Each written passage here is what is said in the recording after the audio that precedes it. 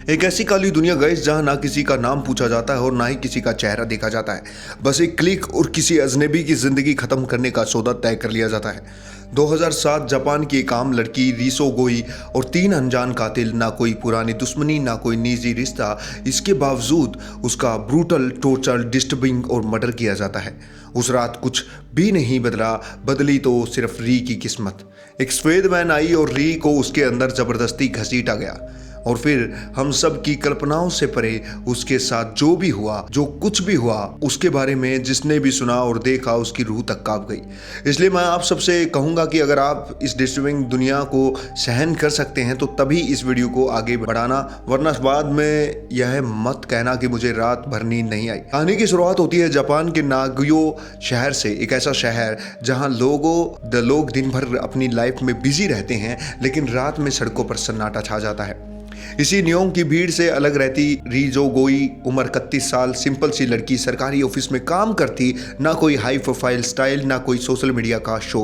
उसकी दुनिया बस सपनों के इर्द गिर्द घूमती थी। एक छोटा सा सपना था कि वह अपनी माँ को एक घर गिफ्ट कर सके।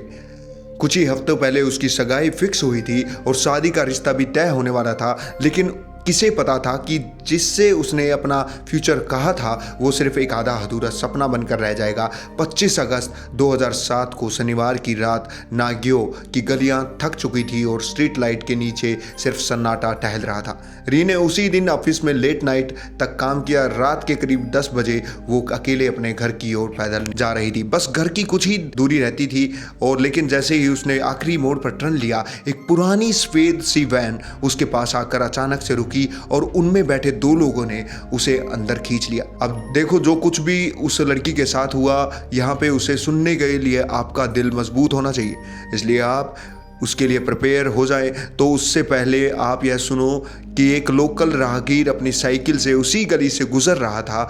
दूर से उसे लगा कि जैसे कोई बोरी वगैरह पड़ी होगी सड़क पर, लेकिन पास जाकर देखा तो उसकी रूह कांप गई। वह एक लड़की पड़ी थी, यानी कि उसका शव पड़ा था। चेहरा बुरी तरीके से कुचला हुआ था, आंखें खुली की खुली रह गई। खून से सनी हुई, मिट्टी से चिपकी हुई उसकी लाश। उसने तुरंत पुलिस को कॉल किया।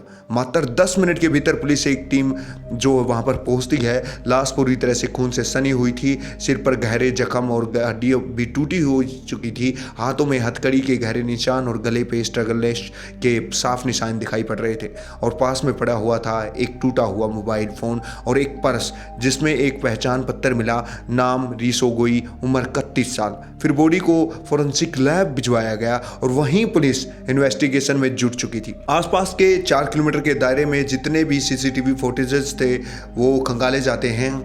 एक कैमरे में सफेद वैन 10:12 पे जाती हुई दिखाई पड़ती है और 3:58 पर वह वापस आती हुई दिखाई पड़ती है, लेकिन हाँ, उसका नंबर प्लेट नहीं दिखाई दे रही थी। उसकी एक लाइट टूटी हुई थी और उसी को पैटर्न बनाते हुए 3 दिन की तलाशी के बाद पुराने गैरेज में उसे तलाश लिया जाता है। वो बिना नंबर प्लेट की वैन वहाँ से पुराने गैरेज में खड़ी हुई थी और जब उसे खोला गया तो सारी परतें खुलने लगी।